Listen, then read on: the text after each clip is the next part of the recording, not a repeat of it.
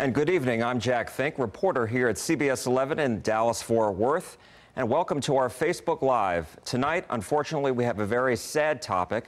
We're going to be talking about the deadliest mass shooting in U.S. history in Las Vegas on Sunday night. 58 people killed, more than 500 injured. And is this the new normal? This is what we're going to be talking about tonight. What can we do if we find ourselves in an active shooter situation? How are our first responders training for this? And how do we talk to our children, let alone figure out how to process this ourselves? We have a very good panel that we've assembled here tonight. To my left is EMS shift captain at Dallas Fire Rescue, Gil Pena, Dr. Lisa Elliott, psychologist at Cook Children's Behavioral Health in Denton, Robert Caltabiano, retired special agent in charge at the U.S. Secret Service office here in Dallas, and Massacre Trusty, paramedic, instructor, education and community programs manager at MedStar. Now, we're also going to be taking your questions tonight, so if you have any, please let us know on Facebook. And our digital editor, our director of digital media, Jeff Petroulis, is helping us out. So there you are. Thanks, Jeff. Appreciate it. And thank all of you for joining us tonight. So I ask, is this the new normal? Gil. For us, it is. That's the message that we're delivering to our members. Our tradition is obviously fire service and then EMS. So we are telling our people, hey, this is real, this is happening. We need to embrace this change as a department and accept it. That's a hard thing to accept, that our roles and functions are changing. But we definitely understand that we have to be ready for this, prepare for it. And our members are starting to accept it. Initially, it was hard. 2 years ago, maybe not so much, but all the events that are happening, I think people are understanding this is not conversation anymore. These are real events. So, Dr. Elliott, you have to help parents and children, and so how do we talk to folks about what may be the new normal? Well, it's a tough question to ask. Just to address, is this the new normal for children? Because you want to have them feel like they have a safe environment. But we have a lot more anxiety in our kids today, and we see a lot more trauma today in our children. And, you know, you don't want to ever address it as it being the new normal. You want to give them hope and give them a sense of safety and security so they can try to have the best learning environment, the best home and family and social environment. But you do have to encourage them to be able to talk about their feelings, encourage them to have people they can trust, such as our police officers and firefighters and doctors and other responders that are there, but helping build resilience in them. Rob. Well, I hope it's not our new normal. I really, really do. I'm not going to accept it in our country that this should be the new normal. I think there's many things that we can do. One of the things, though, I think is that we're becoming desensitized. I agree. To things that people in the Middle East have been going through for generations now. And it's finally coming our way, whether it's in Europe or in the Middle East. We're seeing that here at home now. And I think having the discussions, but then taking action upon it as everyday citizens to do something about it so that we don't have to become desensitized to horrific events. And Massacre. I'm with Rob. I agree. I don't want it to be the new normal, but what we can do is prepare. And so what we do is educate our members. We train them, but we've also started branching out into the community. And just as we teach CPR, we're now teaching bleeding control. How do we respond? What can you do in those moments to try to help save a loved one or a friend or someone just next to you? So we can hope and pray that it starts to, go away. But in the meantime, we still have to prepare. And I think we should all be prepared. And, one of the things that we saw on Sunday night and really Monday morning is what really was the situation like. You had people out at an outdoor concert, and they started hearing the gunshots, and they really weren't sure what they were hearing. So we have some video and of really what happened that night. And then I think that's going to lead into our next question. Let's take a watch.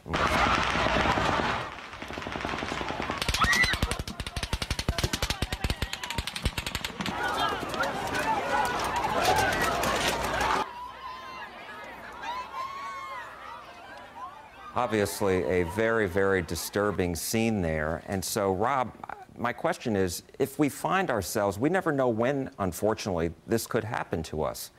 What would be your suggestions to people on what they should do if they find themselves in a situation like this? I mean, it's very disorienting to have something like that happen, obviously. Well, it's chaos. It's utter chaos. We saw that in 9/11.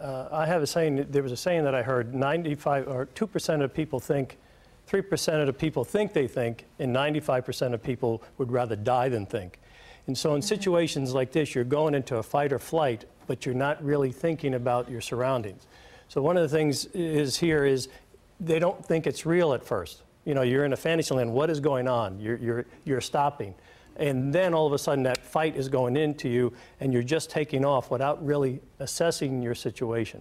Something like this is either you get behind cover or lay down to the ground as close, and you spread eagle down there, make yourself as small a target as you possibly can, and then also think like a child. In the sense of? We're all parents. Have you ever lost your children in a shopping center or in a store? They've gone someplace, you can't find them. Children are the best hiders in the world. They can find places that, you know, as adults, we don't think that way anymore. So one of the things is use your gut feeling. Get like a child again. Where would you go hide when you were 5 years old and you're trying to run away from somebody? And go in those positions, because an adult thinks like an adult. So if I'm a bad guy, I'm going to know instinctively where you're going to hide. Where? In a bathroom, in a closet. And as we saw in the nightclub in Orlando, and guess what? Many people were killed in bathrooms. And so I'm wondering, but in this was outdoors. And I know when you were in the Secret Service and the president was going to be, and you protected various presidents. And so when you were looking to see where the president was going to speak, there was a lot of preparation. You would look up, look everywhere. Absolutely. This was a concert. No one in their right mind is thinking that somebody is going to be shooting from the 32nd floor, you know, from a hotel room. Do we now have to start thinking about this in our public outings, in our, you know, events outside? Look, we're here in the Dallas Metroplex. And 53 years ago, we lost the President of the United States from somebody in the 6th floor of a building. And those were professionals back then even, and I know a lot of those fellows. In today's world, you're absolutely right, I think, Jack, is that nobody would have thought about this. If you heard and listened to the sheriff out there in Las Vegas, nobody would have thought about this, somebody breaking windows and wreaking havoc down on everybody. But at the same time now, we're in a different world. I think this will change the way events are going to be held, whether it's in an arena, like a football stadium, a baseball stadium, and then the financial aspects behind it, because it's going to cost a lot more money. And even then, there's no guarantee of safety. Right. I mean, there's already been some talk about, well, should hotels have increased security? But again, I don't know if anybody really foresaw this. And I'm just wondering, Gil, when we were talking before about how you and other firefighters are coming to grips now with how, I guess, your role is changing a little bit, what are some of the steps that the department is taking now to, I mean, because we saw this, you know, with the Dallas shooting on July 7th. You guys were in there trying to help respond, and so I'm wondering, what are you guys doing now because of this? So one, internally we're trying to protect our members. So we're outfitting our rescues, engines, and trucks with ballistic gear. We're also training our members how to move inside of structures under DPD cover, Dallas Police Department cover, as a response team. And so that's what we're working on right now, is how do we get to people that need us and still keep ourselves safe.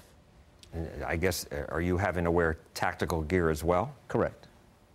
We're wearing level 3 gear and under police cover.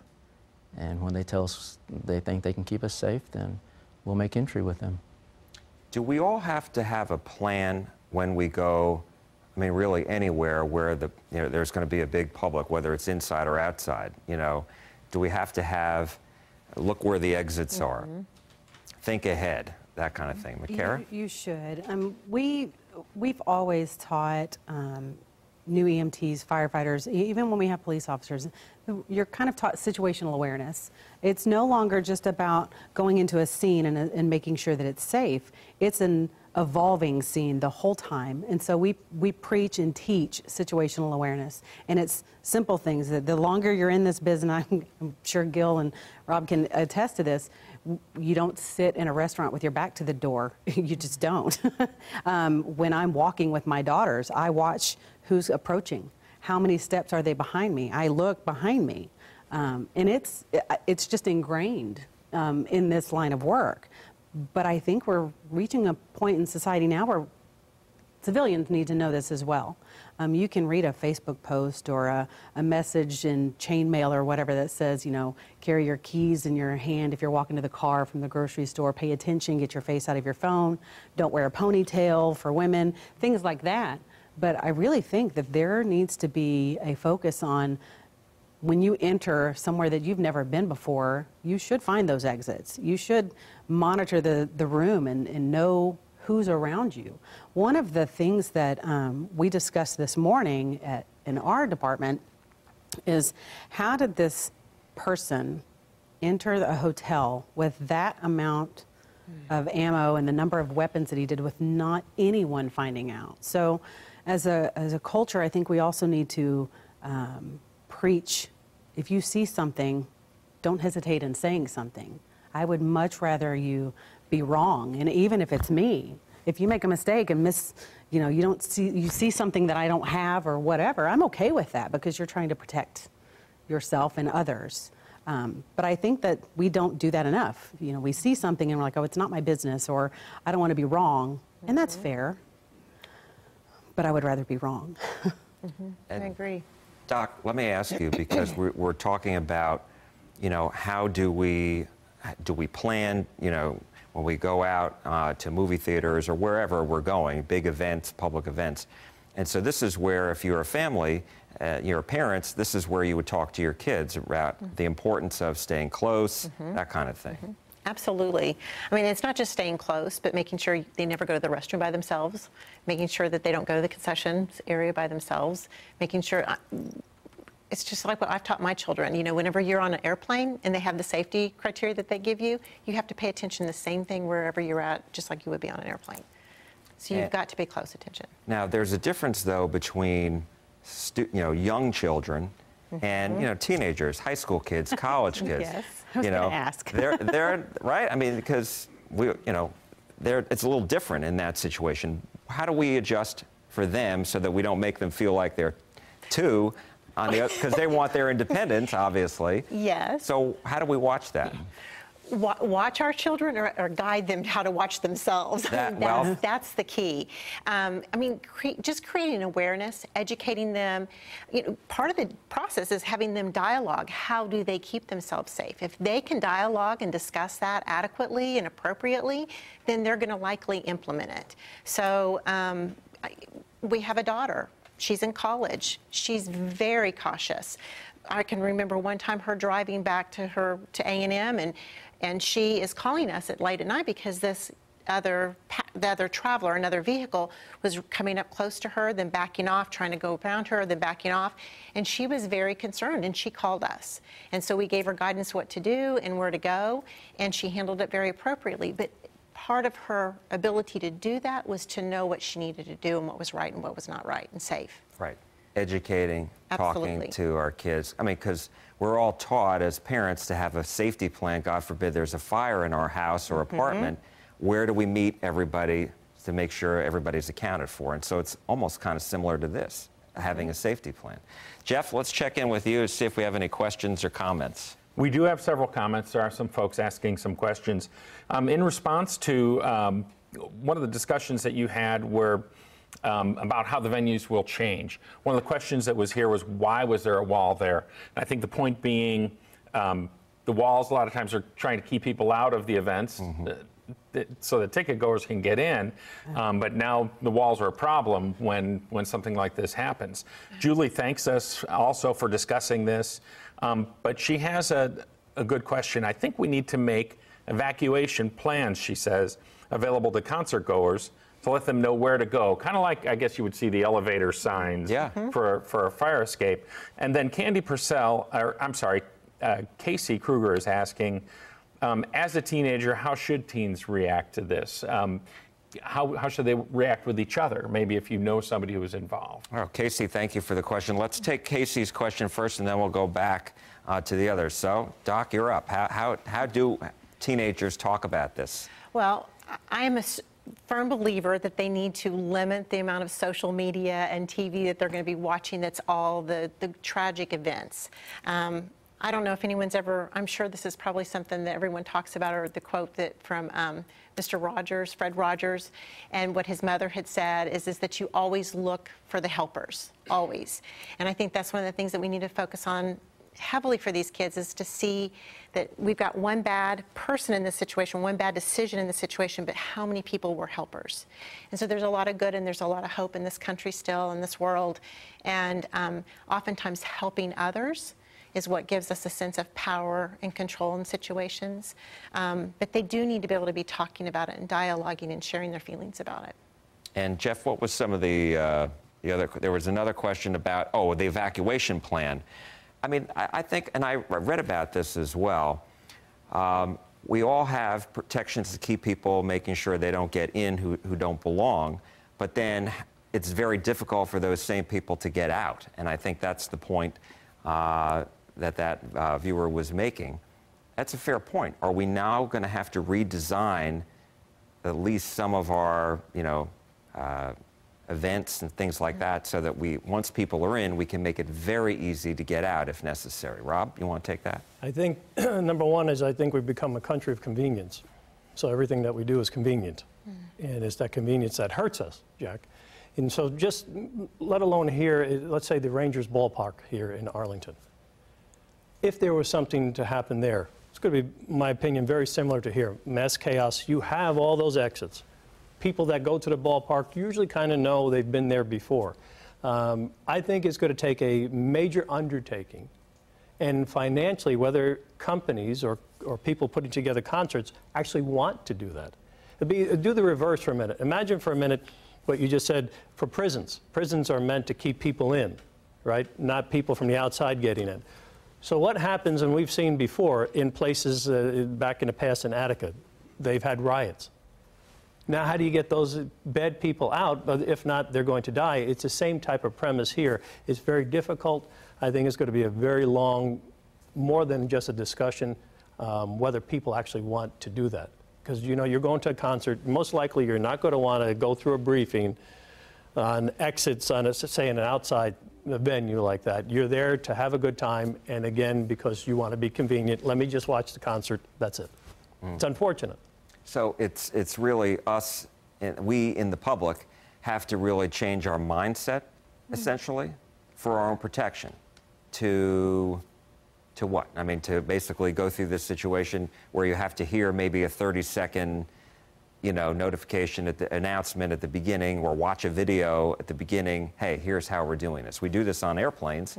Yeah, but how many people listen to it on airplane? How many people today, I'd love to know, when you go to buckle your seatbelt, that you're actually watching the flight attendants or watching the screen today putting that seatbelt on? You're either people reading, they're still on their telephones. They're asleep. And so people are not paying attention. And that's one of the hard things for us. We can discuss all this today, but how many people are going to take to heed and take action tomorrow what we discussed here tonight? We had earlier, we showed some video, but we also have sound from the survivors, people who were reacting to this chaos. Let's take a listen to what they experienced. Those gunshots, when you hear that assault rifle right there inside of your bus, and this thought that goes through your mind right now is like, wow, this is it. And I called my mom, my dad, my wife, talked to them on the phone, and just told them, it was like, this could be it. And then you could just hear the gunshots still going on, rapid fire, thinking it's just right next to you. I'm not military or anything. It just didn't sound right to be fireworks. There was no lighting. And then you could just see from the Mandalay Bay, you could just see the one white light pop, pop, pop, pop, pop. Everybody was down for a while, and then when he would stop, everybody would start running and trampling, and it was chaos. And Gil, as I'm listening to this, I'm thinking, so folks are really trying to run for their safety. and here you and your crews are going to be running in to help these folks.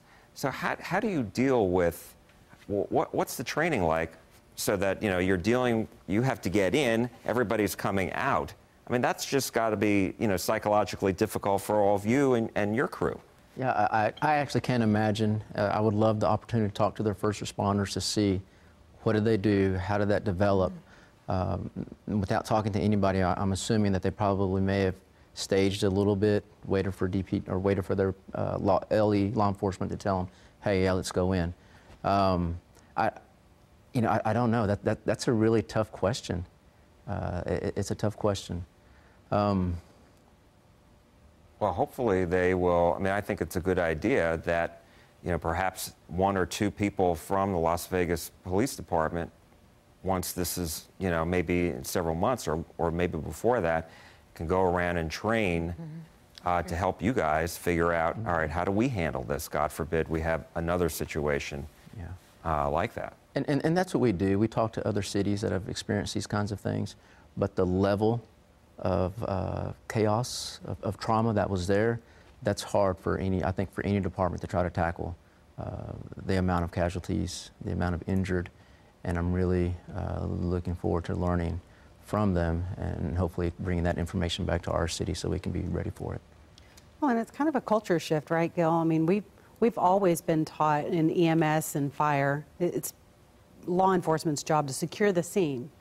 And so we're not, by design, geared to go towards shooting. Much like paramedics and EMTs don't go towards burning buildings if you just work on an ambulance. And so to try to change that mindset and go, now you have bullets zinging by your head, it's a war zone for us. You definitely have a whole new respect for law enforcement and military that deal with it on a regular basis.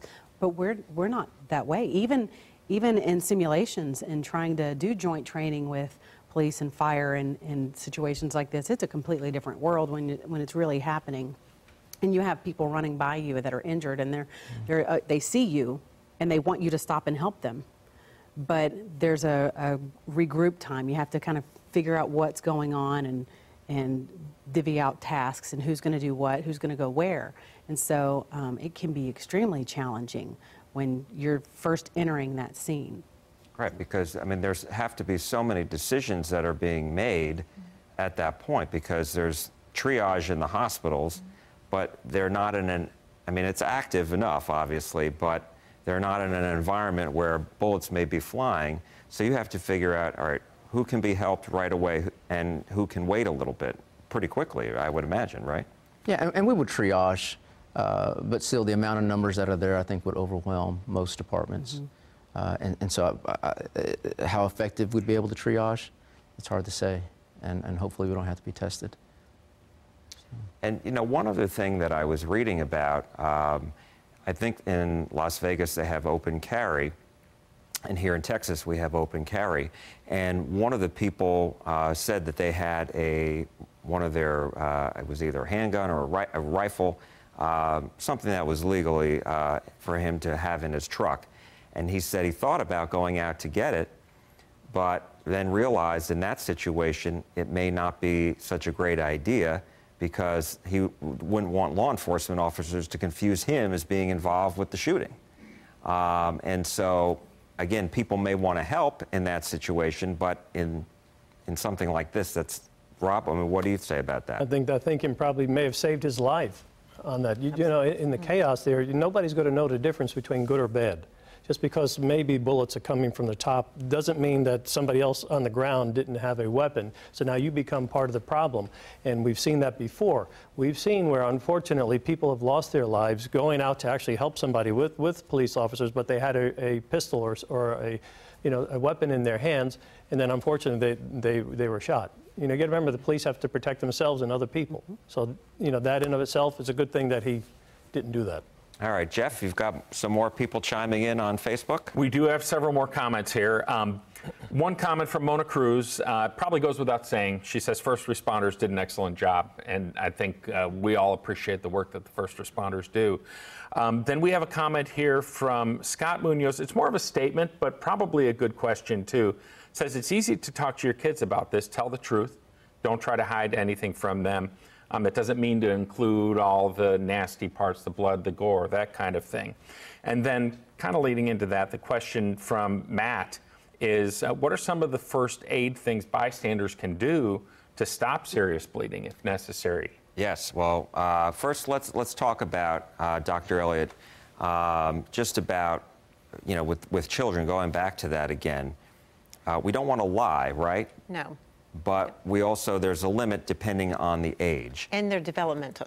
Yes. How they can manage things emotionally. So how does a parent know? And, let's say if you have a younger child, and, in today's day and age, it seems like kids, even if you don't discuss it with them, they're going to hear about it in school. Mm-hmm. So they're going to ask you, it's going to come up. So you want to be the first person to talk about this, Absolutely. right? You want the parent narrative on this. Yes. You definitely do. So the younger that they are, you really should kind of withhold, exposure to television and social media for younger ones. But you can be guaranteed that any child in elementary, middle school, and high school, they're going to hear about it. So you want to be the first one into that discussion with them, and you want to talk with them about it. It's important to keep it kind of short and simple. Absolutely be truthful. You don't want to embellish anything. And the less that you share about the tragic events and how the gore of that and the horrificness of it, the better that is. And it's really going to be critical that you continue to monitor them. Even after you discuss it, as long as they know they can keep coming back to you and that you're open for that dialogue, they need to see the parents staying calm and collected, because that models for them exactly how they can handle scary and difficult situations as well. But you do need to kind of keep an eye on their just overall emotional well-being, how they're doing, because some children act these things out, some children hold things in isolation. So it's important to kind of keep a close eye on them. And I know we touched on it a little earlier, but if we have high school kids and college kids, earlier we were talking about plans and making sure there's a family plan. But now when you talk to them, they're going to hear about it. They may they're on their phones, mm-hmm. and so how do we? Because it's a little different. They have a little bit more maturity, but I don't know if they have any more understanding about it than any of us. Bring it up. Absolutely, open up that conversation. You want to be able to talk to them about it. You want to know where they're coming from, and you want to make sure they know what you think about that as well. And are there any other suggestions on how much people should divulge to a high school kid or a college kid even? Well, I think a lot of it's parents know their children probably better than anybody else does, so they're going to know what their needs are and where they are emotionally with that. I think it's important to communicate that you're there to continue that discussion with them. I think it's critical that you validate their feelings, but you also encourage them not to get tied up into all of it as well. I mean, you don't want to just watch it over and over and over again and get tied up into the different stories that go off of that. And today, President Trump was in Las Vegas, and he was comforting and offering his support to the first responders and also the doctors and nurses who were caring for all these people. Let's take a listen to what the president had to say today. In the depths of horror, we will always find hope in the men and women who risk their lives for ours. The mass murder that took place on Sunday night fills America's heart with grief. America is truly a nation in mourning. I visited the hospital earlier today, where many victims are still recovering from their wounds, and we ask God to ease their suffering and to speed their healing. And so that was President Trump today. And so I'm wondering, he's actually having to help, support, lift all these people who saw some really horrible things. Mm-hmm. And so I'm wondering, even as adults, I mean, here we're trying to, teach our children and talk them through it, and yet we may need help ourselves. Absolutely. So how do we do that, Doc? And I'm going to ask everybody really to chime in on this one. What maybe they do to help themselves get through these situations. But Doc, let's start with you. Yeah. Well, As much as we want to encourage making sure we help our children deal with emotions, we need to also be very well aware of ours and where we're at with it. It's very important to be talking to somebody if they feel like that they need to. You need to be monitoring your sleep and your eating habits and just your stress level, keeping that stress down, doing a lot of self-care as well. You know, but don't hesitate to go seek professional help if they need to. Right. And Gil, let me ask you, because, you know, and we've been talking about this, but as someone, you know, in that line of work in Massacre too, where you're not used to this, so when you see these images and you know, knowing, God forbid, it could be me, how do you deal with that? Oh, you know, I think for me personally, I think I've just come to accept it, and I know maybe Rob doesn't feel like we should accept it, but in order for me to press on, I have to accept it. I can't be in denial. I'm very much a truth-based person, and if that could happen to me, I have to accept it. If I'm not willing to accept it, then I shouldn't be doing it. So that's how I manage that. Massacre? Similar. We prepare. We acknowledge that it is a possibility. We prepare, and we do the best that we can in that preparation. We teach others. And when we encounter difficult situations, we encourage people, as Lisa said, to talk about it. Talk with your family, talk to someone you trust, but monitor those eating and sleep habits, drink lots and lots of water, and then we talk about stress management for our folks. What do you do? Do you exercise? Some people go rock climbing. I mean, there's just a variety of things that people do, and we encourage that. Work-life balance, spend time with your family, and then, but by all means, don't be afraid to ask for help. As adults, a lot of the times, especially as first responders, we don't want to ask for help. We are the help. And so it becomes a challenge, and then we rely on partners and other team members to watch out for one another and notice personality changes or demeanor changes, work habit changes, things like that. But we also encourage them to reach out to the family members because they're the closest ones, and they'll notice those sleep habits, eating habits, and all those things change. And Rob, I mean, you certainly are very accustomed to being in some very stressful situations, having protected presidents. And so I'm wondering, what was it like for you to at least prepare yourself mentally for this, and are there lessons learned for the rest of us today? Jack, you know, many years ago I learned something from President George Herbert Walker Bush. He used to talk about this, and it was called the 3 F's: your faith, your family, and your friends. And that really stuck with me when I would go out with him and he would do his speeches. He always would put that into one of his speeches. And so, you know, you fall back on your faith, you fall back on your family, your friends, and then I fall back on love of country. I think in the Secret Service or in first responders or in law enforcement itself, if you were to think about it, you probably are not going to do it. You know, we saw the heroics here where the policemen, the firemen, the paramedics are running towards the gunfire. If you really imagine for the minute, would you really do that if you were thinking about it, because you could lose your life? Many times in the Secret Service, people used to ask us, would you take a bullet for the President of the United States? And my response is we don't think about it, we just do it. It becomes reactionary, it becomes a habit on that. And so when you can plan and keep planning, but then your plans must go into action.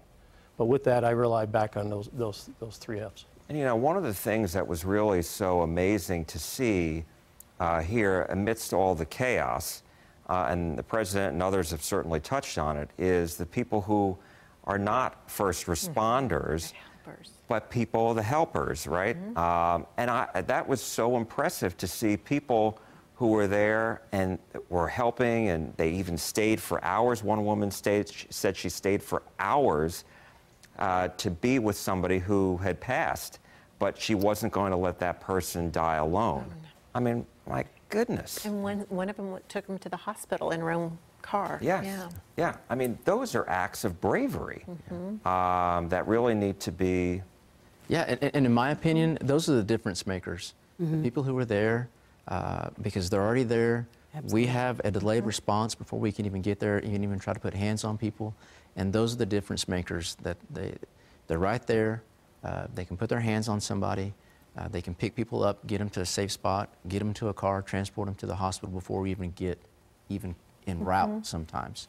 So, Pray with them. Yeah, and so many people, and I think there was one gentleman who even stole a truck, but took so many people to the hospital. I mean, he's a hero.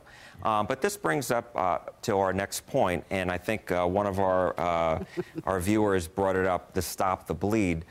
Before we talk to you about this, Makara, today, one of my colleagues, Robbie Owens, actually went out and did a story about this. Let's take a look at this story, and then we'll chat about it on the other side. So I want you to all open up your tourniquets. It is a class that Jory Klein has taught countless times. Tighten it, we're going to twist it, we're going to clip it, and then we're going to strap it. And yet, knowing how to apply a tourniquet, taking on new urgency now. I watched on what happened in Las Vegas, and I can't even believe that happened. But the reality is, those are real now. So you have two choices. You can prepare yourself and you can prepare your family, and then you have a chance of surviving. We know what's making the headlines right now, the active shooter, but it could be a tornado, a car accident, a power tool at your house. So this is a very good training to have. Dale Hackbarth should know. The head of security at St. Mark's is a former Dallas police officer. He was wounded while serving a warrant more than a decade ago. Doc Eastman was there on scene and applied a tourniquet to my leg. If not my life, it at least saved my leg. He is so passionate about preparation that he's organized a Stop the Bleed training session for colleagues later this month. The first responders are 5 minutes away. Citizens are always the first one on the scene. And with an hour and a half of training, or sometimes even less, Tell yourself, I can save a life. even a squeamish reporter can learn to save a life. Clip it, strap it, time it. Now you can get hysterical. The patient's going to live. All right, good story from Robbie Owens there, and I want to thank Matt, our viewer, who was asking this question before. So, all right, Makara, so you said you brought some things with us. I mean, just how important is this? This is very important. This is really, we've heard about, obviously CPR, and workplaces have classes on this. The Heimlich maneuver was a big campaign many years ago. Is this our new next campaign that's truly important? This is. There is a big push, unfortunately, because this is happening more often. There is a big push for people to learn how to stop the bleeding. Because when that happens, there are helpers. There are good people there that want to help. And the amount of time that can pass for those 911 calls to come in, for first responders to get en route, and then to get on scene and locate, in that chaos, locate those that are injured versus those that are, running around or helping, and then try to get them to safety before we can start initially treating. There are things that can be done right then and there, very quickly, that can truly save a life, and it is stopping the bleeding. How easy is it? I know you brought a tourniquet with you. I did. Let me see if I can not fall off this chair. Yeah, you're good. We're informal here, so no problem there. That's a good thing. So there are commercial devices like this. You saw Jory teaching a class just a few minutes ago. This is called a Cat 5 tourniquet. It is a commercial device that you can purchase, but it doesn't even take something like this. You can literally use a belt, a tie, a shirt, anything that will just occlude, because who has this when they're attending a concert or a movie or, at a nightclub? It's not like, they're not like first responders. We don't have, just don't have it with you. But you generally will have a belt. Most people hopefully have a shirt. Yes. Whatever you can do, and tear it into strips, and you want to just, depending on where the bleeding is, go above the joint. So if it's on the arm, you want to go above the joint. And do you need me to, you want to show me real quick? Here, I'll take off my jacket. Let me see if I can find something. This is... And we'll just use my arm here to demonstrate here. This is another commercial device, so I'm going to pretend that it's not. So let's raise say... my sleeve or... No.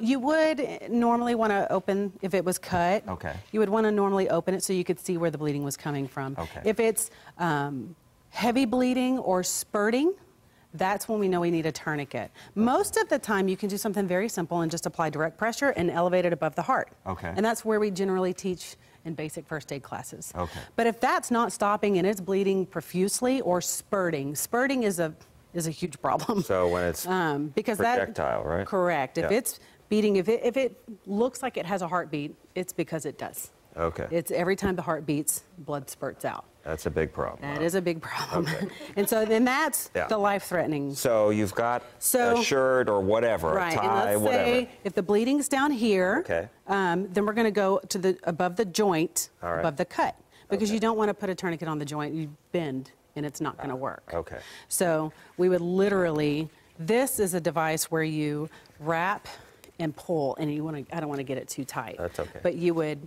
stretch and then wrap it, and stretch and wrap it until you can get it to where you can just tuck it in. Okay. And it's that simple. And that will be enough pressure to keep that blood You and want keep you enough- from bleeding to death. Correct. If it's in the legs, it's the same thing. If it's in a place where you can't apply a tourniquet, direct pressure and packing. So you can take a shirt, a jacket, whatever you have around, and just start packing the wound and holding pressure. If you do have access to, say, a first aid kit or any medical supplies, you can basically just take gauze. Let me get this open. And just start packing the wound and holding this and adding. Don't ever pull back. So if So it's you always soaked with keep blood, the pressure on there? you always keep the pressure on there, and you always keep the gauze on there. You don't want to pull that gauze off and replace it with clean gauze, because if it's starting to clot, you could remove that clot and start the bleeding again. So just add So more just keep layers. adding more layers Okay. and holding as much pressure as you can. That's a good tip to know. I mean, just, again, we just never know today when we're going to, encounter one of these situations, or if we're one of the helpers and we want to help. But these classes are now going to start, I guess, really popping up. MedStar is doing one. They are becoming more common. MedStar is hosting a course November 4th at our training academy for up to 40 people. It's free. It takes about an hour and a half, 2 hours, depending on how much time people want to spend. It's from 9 to 11. There's a link that on our website that you can register, but we would love to have. And if there's people that want the class, it's really good course for teachers, bus drivers, Boy Scouts. I mean, we even teach children. We can teach a child CPR. We can teach them bleeding control as well, because it's not just for these mass casualty incidents. It's Could be they anything, could really. fall off their bike and get a deep gash. Yeah. And so, I mean, there's minor injuries that turn major, or there's these types of situations that anybody can truly be a helper and make the difference in saving someone's life.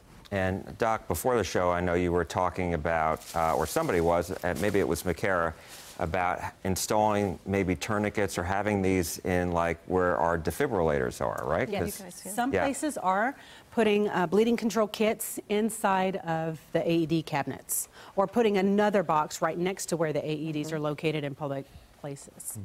Okay. And let me ask, just as we wrap up here tonight, I was just wondering, because we've touched on so much, is there anything that I didn't bring up that you think, gee, that's really important, for the public to know? If you don't mind, there is a website. It's called bleedingcontrol.org. And they advertise more classes, but they also have lots of resources there that will provide further education. And it's very simple, quick, easy read.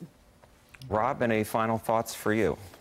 Just something that one of my bosses, President Reagan, said, don't be afraid to see what you see. I think when you give in to fear, you're giving into more than fear itself. So don't be afraid to see what you see.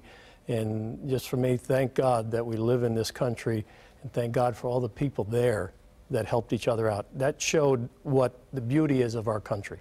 Absolutely. And we see a lot of ugly out there right now, but we saw a lot of beautiful things in tragedy. And so I'm very grateful for that. I'll just piggyback on you, Rob. We need to be looking for the good. We need to empower our children to always look for the good acts, the kind acts, and we always need to encourage us to be kind all the time. Gil? Yes, it's same thoughts. we don't ever want to live in fear. We always see the good, and then when something bad happens, we make the adjustments that we need to make. And you know, I think one interesting thing is, and I think a lot of what we discussed really works together, if we have a plan, or at least we're thinking about this, the possibility of it, maybe that is empowering enough to where, you know, God forbid it should happen, at least we've thought about this, our kids have thought about it, and, you know, we can perhaps, you know, survive this and get out of this, you know, more easily. I don't know, it's just, it seems to make a lot of sense. People really do need to think about all this. Absolutely. All right, well, thank you so much. I want to thank Gil and Dr. Elliott and Rob Caltabiano and Macara. Thank you so much. And we thank everybody out in watching on Facebook tonight. Thank you for your comments and your questions, really good questions. I think this is very important stuff that we really need to focus on now. And once again, we appreciate you watching. And now we're going to get ready for our CBS 11 News at 10. We're going to wrap up some of our comments tonight on our newscast. We hope you're watching. And from all of us here at CBS 11, I'm Jack Fink. Good night.